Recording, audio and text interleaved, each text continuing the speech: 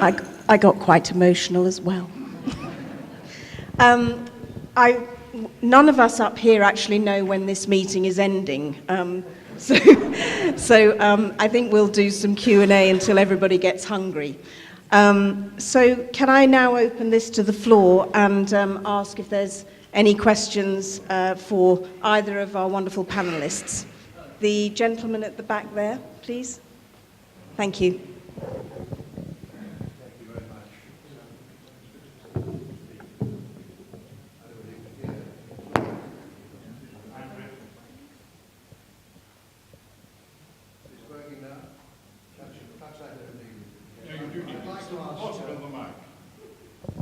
There's a tiny little switch on the bottom. Oh. That's better.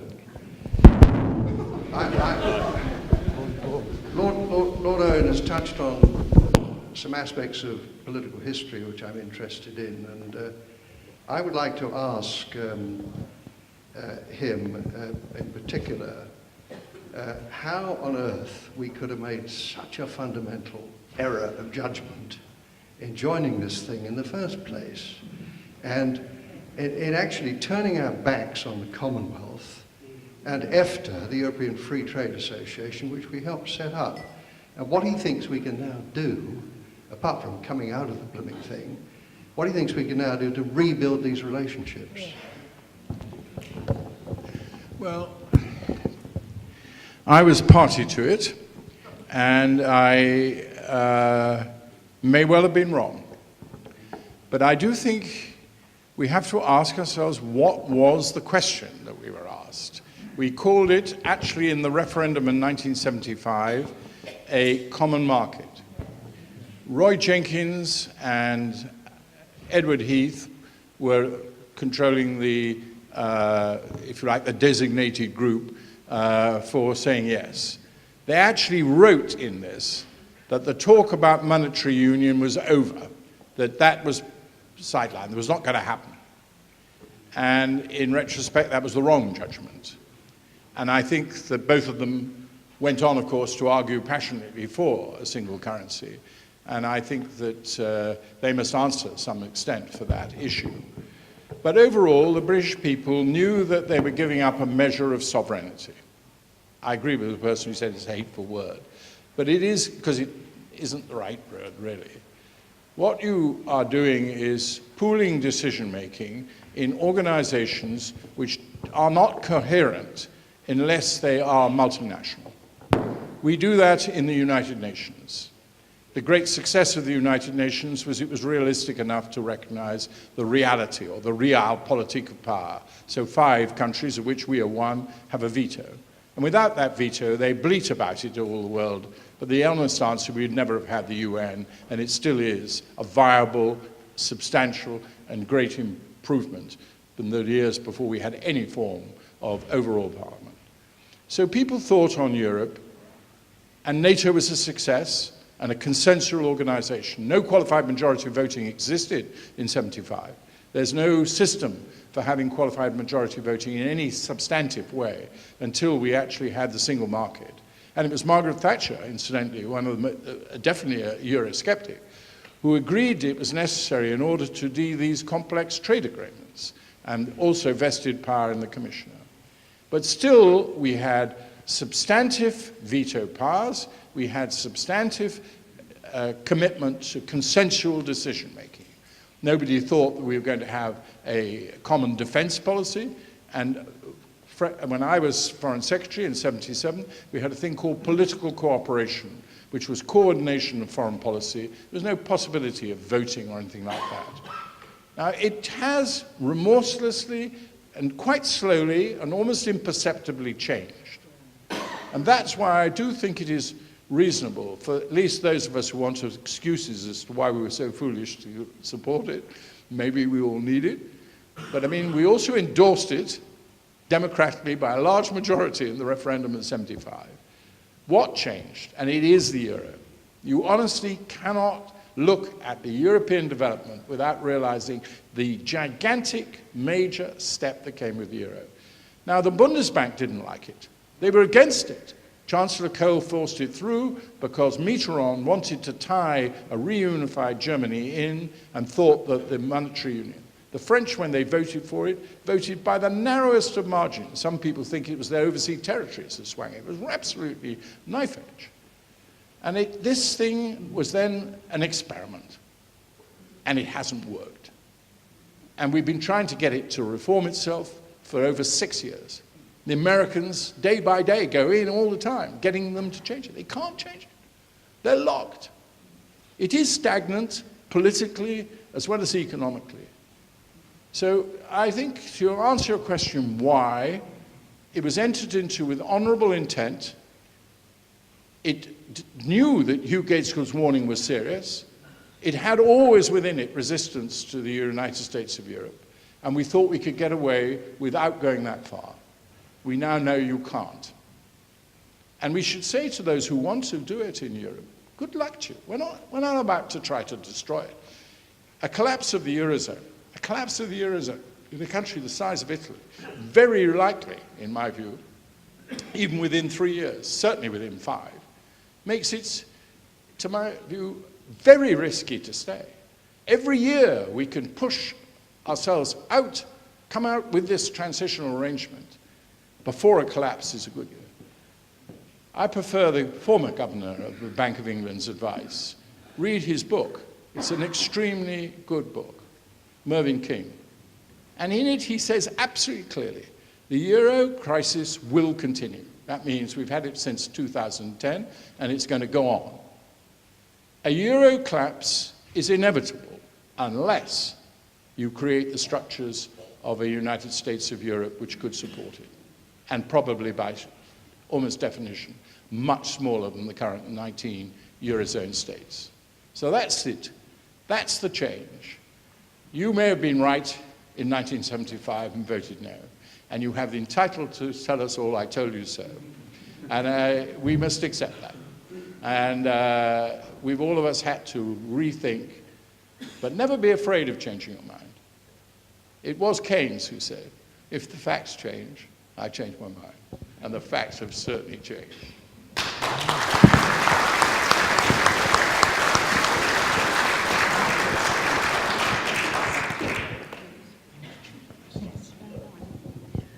Hi, this gentleman here, please, in the black T-shirt. Thank you very much. I suspect that we all know that, and you know as well, that everyone here is virtually already converted. I see some young faces, not that many, with all due respect to the rest of you.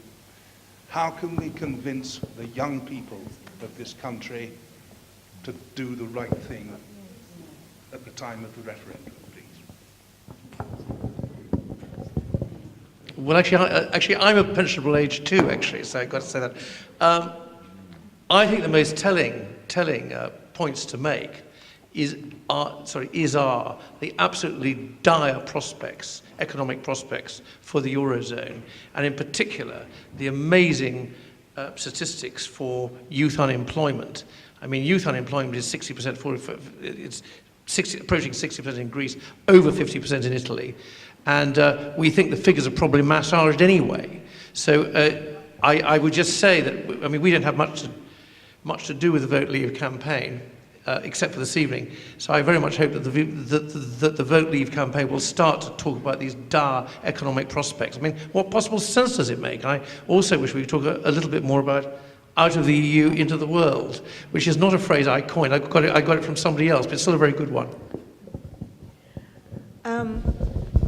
Is there a young person in the room who would like to ask a question? And even more interestingly, is there a young person who is either veering towards Remain or is undecided who would like to ask a question? Actually, I say at 46, I'm not that young, but but I am somebody who has possibly, I'm crossing the divide. I am, in many ways, one of the most unlikely people to be in the room, in that I'm a card-carrying member of the Liberal Democrats. I studied at Copenhagen University as an Erasmus student, and I've even been a French civil servant, rather bizarrely. So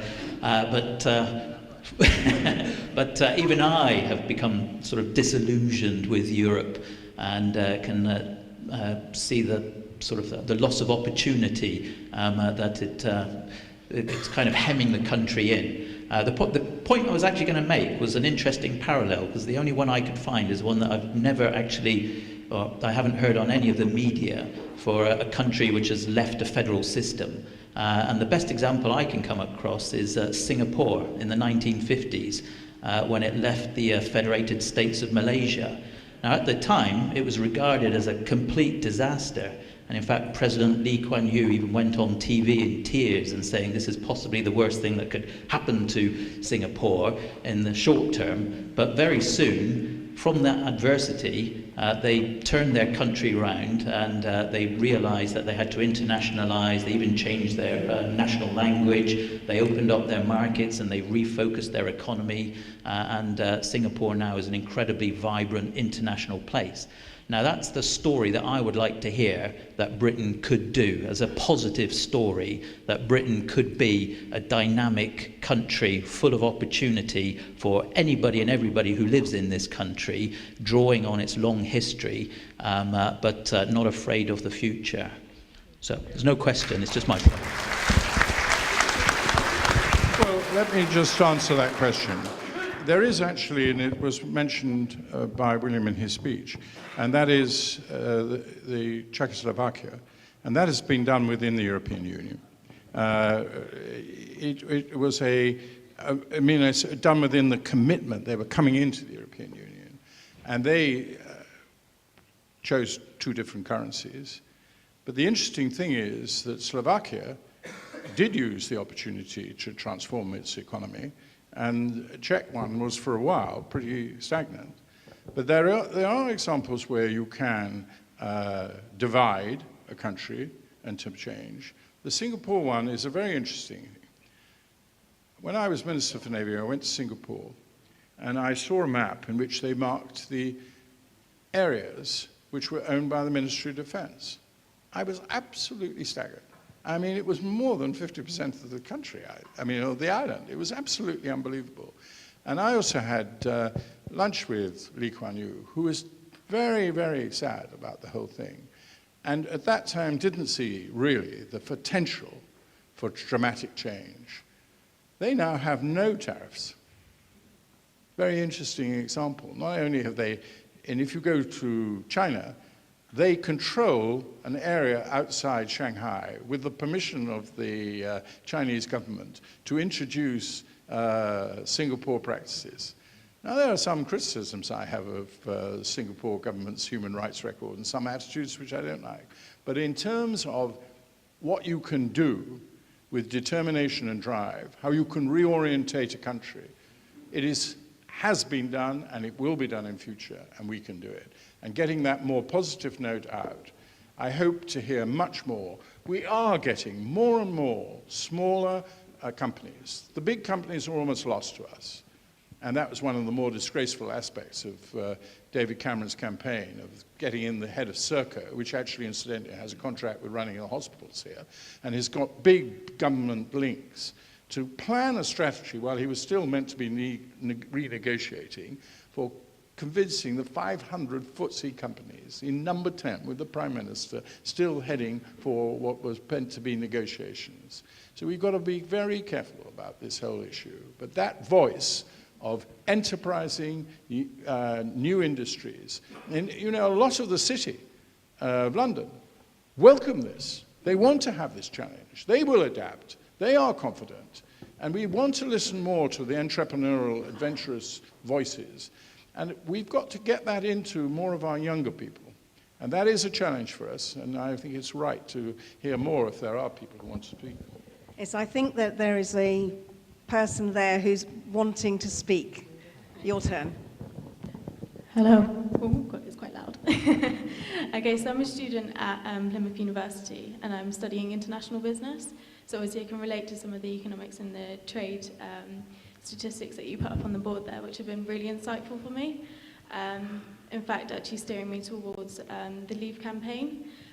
However, I am aware, which you haven't touched on in this, obviously, this talk, which is obviously the options that we have for when we actually leave. So obviously we've got the examples of the Swiss bilateral accords and the Norwegian ones, and then there's obviously free trade agreements. So obviously I just wanted to put my question here so it's a bit more clearer. So how can we be assured that if we vote leave, that we will take the right Brexit model? Sorry, well, I've actually advocated a particular Brexit model, which is in the UKIP manifesto. So I don't think anybody much read it outside my immediate family. But for the record, what we advocate is WTO. We actually basically say that the various models which you've actually put forward, Norway, Switzerland, Canada, and so on, none of the above. We actually advocate a WTO model in the first instance. But then following on from that, we do run, which I didn't mention, because it's well known, we run an absolutely massive trade deficit with the EU, which is not so good from the point of view of a mercantilist policy. Colbert would have strongly disapproved. But it's very good if you want to negotiate a trade agreement. So I would summarize our position is saying that we actually have a specifically UK trade agreement, although it's not necessary. And there's 2 points there. One is because it's not necessary, we're more likely to have it, as anybody who knows in business will know. And secondly, because there's a strong commercial imperative. It's in the interests of companies in the European Union for there to be a EU-UK trade agreement. So although it's not necessary, in practical terms, nonetheless, it is inevitable. That's our position. We should have we'll have a tailor-made trade agreement. I think it would be good to have to find an undecided voter or somebody who would like to remain or is uncertain. This gentleman here on the edge, and then that gentleman there, please. Thank you. First of all, I would like to thank Lord Owen and the other speaker for Mr. Dartmouth for what I think were riveting presentations. I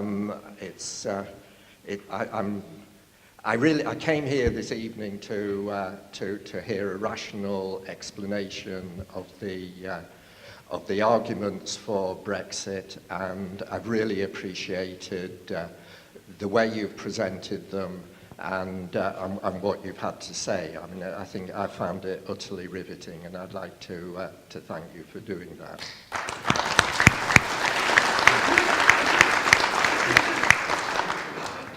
However, what I didn't think was worthy of the general presentation of today, of this evening, the personal presentations, was the easy ridiculing of European institutions, which was presented in the film that was shown beforehand.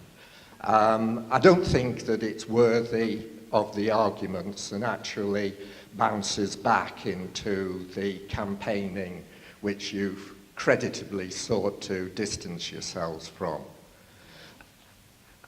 I think, on the Remain side, because I rather like European institutions. And I like them because of the checks and balances that they've introduced.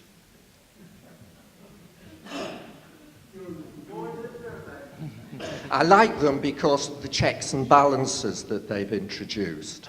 I think that what is presented is a rosy view of British democracy.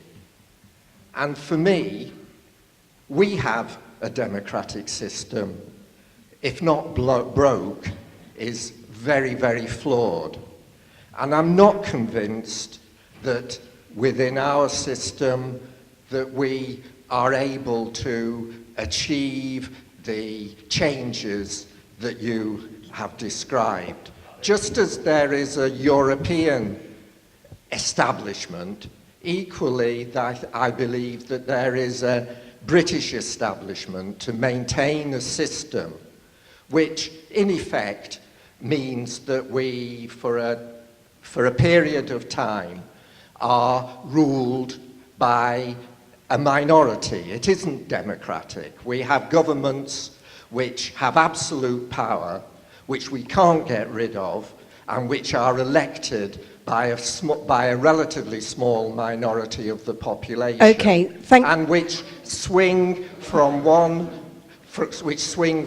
side to the other. I rather like the mediating influence of Europe. I don't want to shut you. European institutions. I don't want to shut you down because you have been, but you have had a good say. Would you like to put a point to one of the people on the, or is that it? The point that I would like to, I'd like to put to you is, how do you think we actually are going to achieve the kind of democracy which is going to be so much better than what we've got within the current system in which we're operating, embedded in the European Union? Thanks very much. I think David would like to speak to that point. Look, we have to recognize this country has a political debate on the very issues that that worry you, and it doesn't come to conclusions which you want, and it doesn't come to conclusions that I want. I have for now 30 years believed that we do have to have proportional representation, but I've been unable to convince the electorate of this. I've been unable to convince the Labour Party when I was in it. The SDP championed it. We suffered under that voting system. But, you know, you can't do anything other than go on trying to convince people that the weaknesses of proportional representation and its strengths are in favor of change.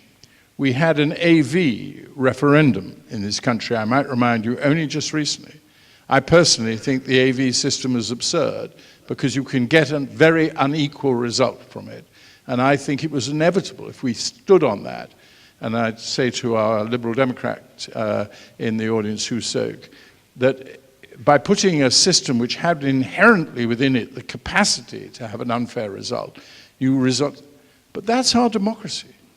I will go on arguing for proportional representation. I will go on arguing that the moment, as I hope, that we decide to leave, is the moment to go back onto the Scottish issue and the Welsh issue and Northern Ireland and to bind them more into the UK. It's an indictment of us that so many, and particularly young people in Scotland, were so disillusioned they were ready to vote for independence.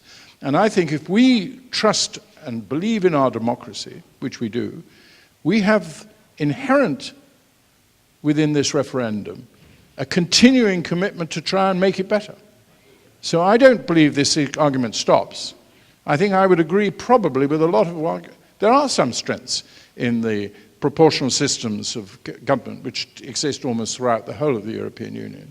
There are some strengths in having a vehicle for conversations on many of these issues which involve other nations and trying to pool knowledge and experience. And that is, I may say, is the element of structure which works in NATO. So we can learn from it. And I do not wish to argue that this referendum decision means that our democracy has to stand still and can't change. But in the end of the day, you have to convince people, you have to win the argument, and we've not been able to do it. Those of us like you and I who think that our democracy is far from effective and does need to be changed. So it's the argument after the 23rd of June. But you must make your mind up how you vote on the 23rd.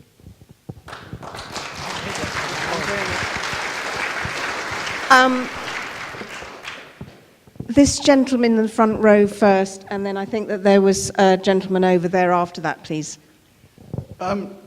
Dr. Owen will remember that when Michael Foot so proudly published the Labour Manifesto in 1983, I forget what it was called, Conservative Central Office sent somebody round to buy one copy for every Conservative candidate to send to them and dismember, right? Now, in the same spirit, I urge everybody to buy the London Review of Books, which has just come out. This is the publication that the editor, who's still the editor, said that, I'm not quoting her exactly, that the US got what it deserved on 9/11, right? And there's an article in it by a man called Jan Werner Muller called Brewerop. Right? I haven't read it all yet. It's literally hot off the press.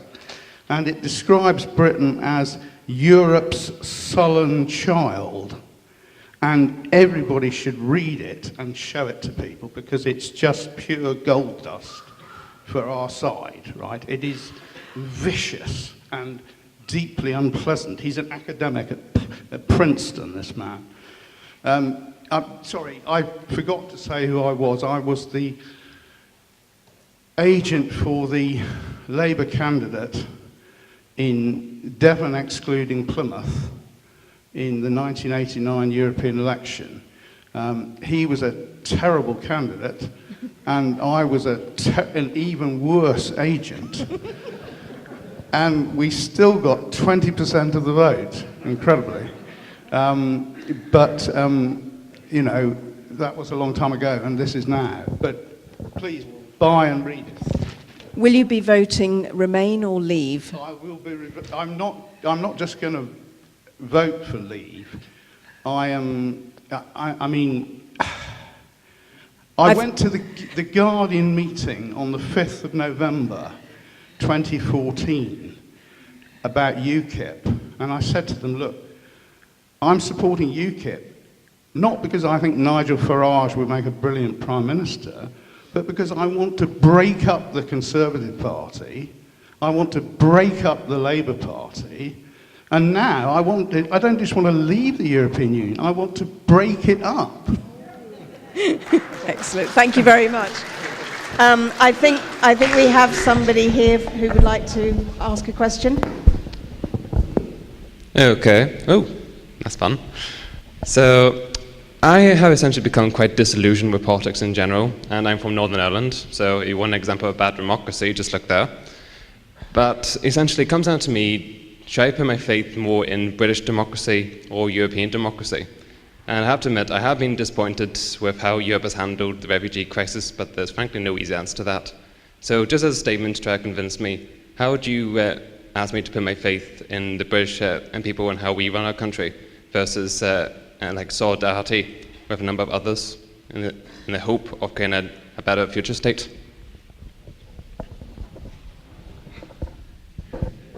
I think what the gentleman was saying was, who comes from Northern Ireland, was saying, what would you say to him? Should he put his faith in British democracy or European democracy and solidarity?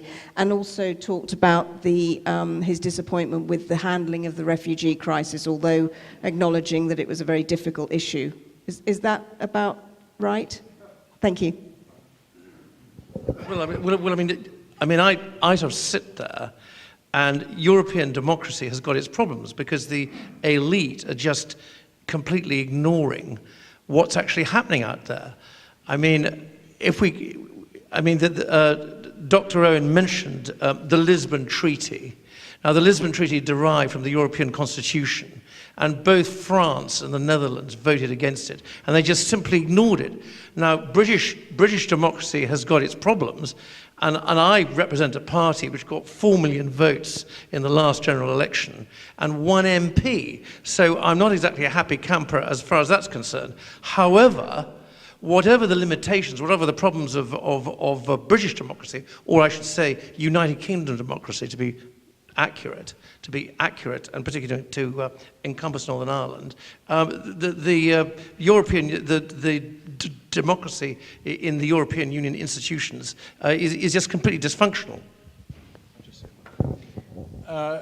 Look, the situation with Northern Ireland changed in 1923, and we gave rights to Irish people in this country, which have broadly speaking stayed the same, and they will stay the same if we come out of the European Union. They're very complicated. We treat them all people in the island of Ireland very differently from any other European member state. And it goes back to the whole of the settlement in 23, which didn't prove to be a lasting settlement. I do believe that if I was putting in the balances of argument, it has been quite a help in breaking through the IRA and ending almost the violence in Northern Ireland, that we had an Irish partner who was also with us in the European Union. And I think it would be foolish not to say, it wasn't anything the EU necessarily of itself did, but we were able to look at our problems between Dublin and London in a different way. And I think that was a great help. And we must retain all of that friendship and relationship between Dublin and London that built up over those years when we come out of the European Union.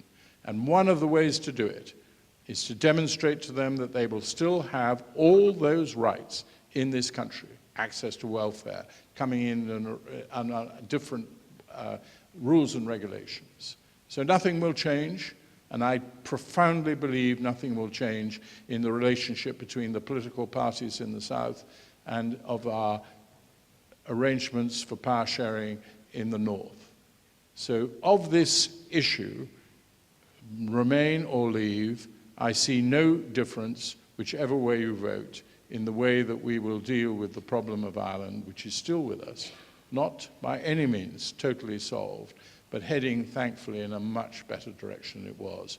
And sometimes I make some criticism of our politicians, but I believe John Major really started a big movement towards solving this problem, and I pay tribute to him. And also Tony Blair made a very considerable contribution, perhaps one of the best features of his prime ministership in dealing with Northern Ireland. And the two parties, the three parties, Liberals too, have shown on the handling of Northern Ireland a degree of bipartisanship over the last 20 to 30 years, which I hope we will start to see working together in handling the transition out of the European Union. I just want to do a tiny bit of housekeeping before we take, I think, 3 last questions. I've been asked to tell you that if you want to visit the Vote Leave shop. Shirts, mugs, lanyards, car stickers and posters, the last 2 items free of charge. That's it. If anybody wants to stay after the Q&A has finished and watch the rest of the Brexit film, you're very, very welcome to stay. So I think we have a gentleman there with the glasses, the lady in blue here, and then the gentleman in the brown. Oh, sorry. Okay. You both had glasses. I'm very sorry. No, please. Sorry to confuse you. No. Please, you go first, then you, and then I think we'll have to call it a night. Sure. A quick comment and a question. I mean, I'm a German speaker as well. I'm a proud Brit, but German speaker. And I watch the German news, read the German news, and they're desperately concerned about, they love our influence, and they're desperately concerned that if we leave, then the unique British perspective will be lost. So that's interesting. But my question, I work in data science, data analytics. I teach master students data analytics. We're looking, all the modeling seems to, except for a few, it's almost like the climate change debate. You can find a few people who are against it, but almost everybody is saying that there is going to be a hit on the economy. Are all these institutions and economists just in the pay of the EU, or just putting crappy assumptions into their models? Is there anyone who's being honest about this? And then do we give up economic modeling? Well, I said I had some involvement in modeling way back. So look, let's try to be objective. We come to these issues, most of us, with, to some extent, prejudices. It is very hard for anybody in this area to cut themselves completely off from this. we must not get into the habit of always saying everything that you don't like to hear is wrong. There's usually some truth in every criticism, and that includes of ourselves personally. And I think we have to have that degree of rectitude. The problem is, and I think it was very well demonstrated, was in the answer to a question about why the Treasury model hadn't looked at the other side. They said that's the responsibility of the people who went in the leave. But the very issue of taking something from the Treasury is they serve us all. And they should have been modeled the other option. And this is what is so grotesque in the performance of the government. And there are two people who are responsible for this. There are three, actually. The first is the Prime Minister. The second is the Chancellor of the Exchequer. And the third is the Cabinet Secretary, who's given an overall brief on maintaining the independence of our civil service. Now, you cannot use the model Treasury. If you want to put it, this is the Chancellor's view, that's a political view. But once you say the Treasury, and similarly for Madame Lagarde and the IMF, there is deep unease in these organizations about the way that this has been handled. And objectivity, certainly from the Treasury, has not been there, and many, many other government departments. That is our objection to it. Now, I do think that there will be a difficult period. It's very hard to know what will happen. That is why I've argued that the Prime Minister should stay, that the government should not add to our problems by having a leadership election in the Tory party. I think that would be... The problem this is an issue is that David Cameron said all through the Scottish election that if it was to come out, he would stay as Prime Minister. We now hear from diaries and others that he actually intended to leave. I say again, I think it is his duty to stay. And I think we've got to look at this whole question of how we get into this position. It's not easy to model options. And we have all here said that there are options. Why I'm very against signing Article 50 on the 24th of June is I want to look at these options. And I want discussions. If you read Article 50, it's quite hard to actually discover what in the interpretation of it. If it is that they are not prepared to enter any trade agreement that does not have a provision for free movement of labor, we better not spend 2 years finding that out 2 years later. We better know if that is it, and they won't, as was said, have a bilateral trade agreement. And the UKIP position is very similar to vote leave. It is to go for WTO and add to it bilateral agreement with the EU, who are our closest neighbors, on whom we have agreed in the single market a whole raft of issues, and to take out those areas of common agreement and leave aside one of the big areas of disagreement, which is freedom of movement of labor. That's what we have to find out. So it's very hard. And so we have effectively said no to the Norwegian model, which does mean carrying on freedom of movement and also paying in a sum of money for it. I'm perfectly prepared to pay my fair share of a bilateral trade agreement if it involves a bureaucracy that has to be. I don't think it needs no. So this is the trouble. It is very hard for these people to do it. But they put up the options which we've all said we won't do. And then they put WTO with no bilateral agreement between us. And we're told that it won't happen.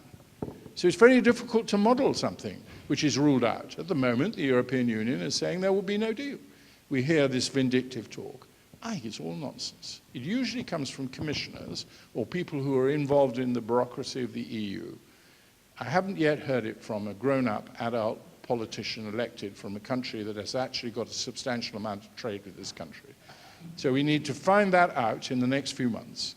And only when we know that in principle they're ready to have a bilateral trade agreement without freedom of movement of labor should we sign up for Article 50. I've never said this before. Personally, I think we should be much more blunt now in the next few weeks about this issue. And we should take on this area which has been deliberately left vague. And I think that this is my own feeling now. It was not possible in the last 4 months, the last 2 or 3 months, with this hysterical debate. Now it's quite clear that we are still level pegging effectively. We've withstood this barrage. We're in this process of PERDA, where hopefully will be a rather more imaginative debate. And I think we should spell it out. It is actually quite clear. If there is a serious prospect of a bilateral agreement, we will enter into discussions. If there is no possibility of a bilateral agreement, then we will have to look at other options. And that is, what can you do within the WTO? And there comes, you could almost call it the Singapore option. It is possible to live in a tariff-free world, you know, and it would be bold. And you can certainly not make that decision until you've worked it through in proper Treasury models, in a proper cabinet discussion and proper Parliament. And we would have to, really, on the 24th of June, we would have to tell the Treasury, we now want the alternative options. We need to go through all these things. So we've got to get away from thinking that there's civil service against us. The person who decided what was put into the Treasury model was Osborne. That's the facts of life. It was not a proper Treasury analysis. I am sad, I can say it no higher than that there hasn't been a principled resignation yet from the Treasury. There has been effectively this man in the Bank of England who said, he didn't deny the governor's right to say his view, but he was prepared to break ranks. And in this situation, somebody, and I believe it'll happen, will break ranks in the Treasury and will expose the bogus nature of the Treasury analysis. And I hope somebody does it in the IMF too.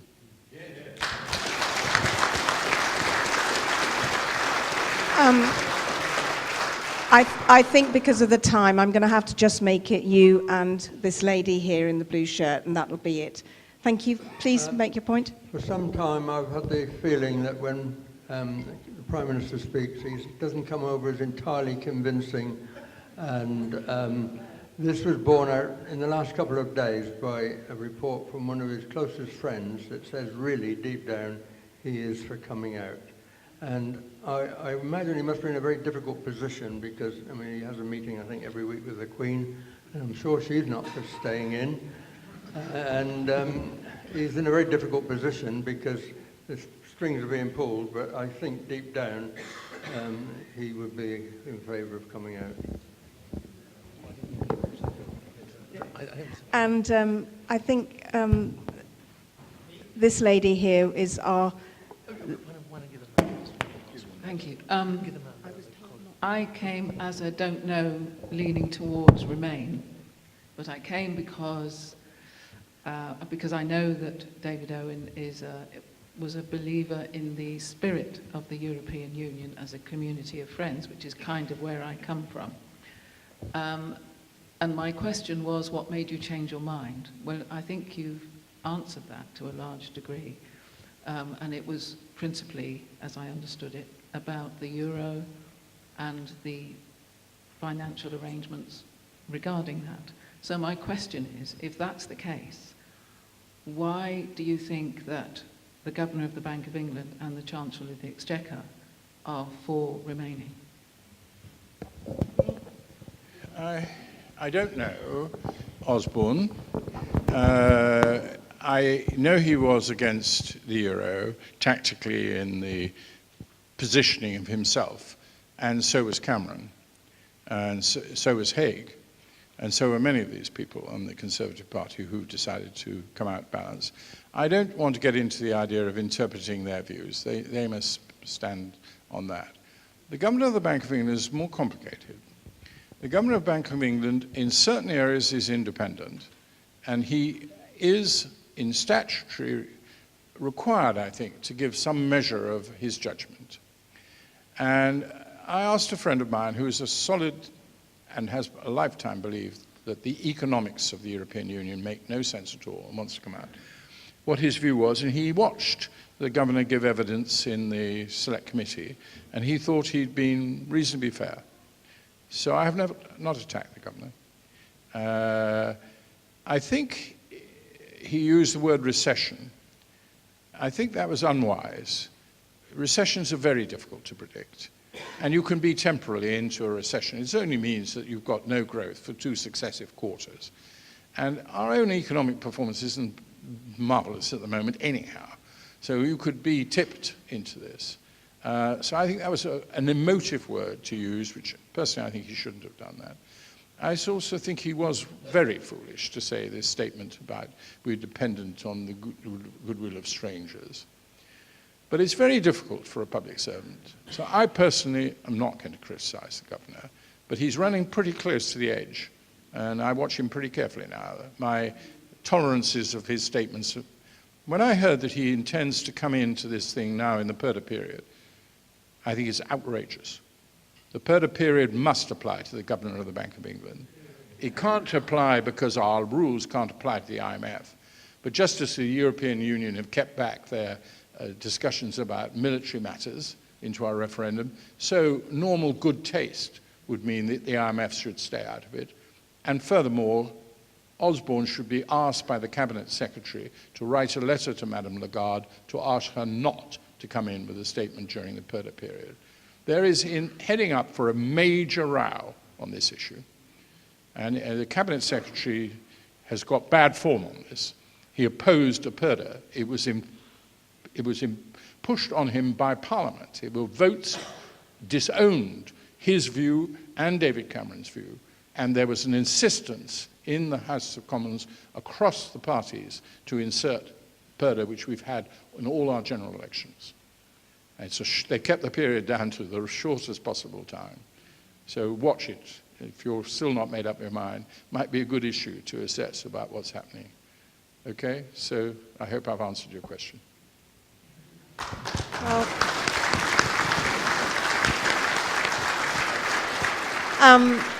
I think we'll wrap up there. As I say, you're very welcome to stay and watch the film if you'd like.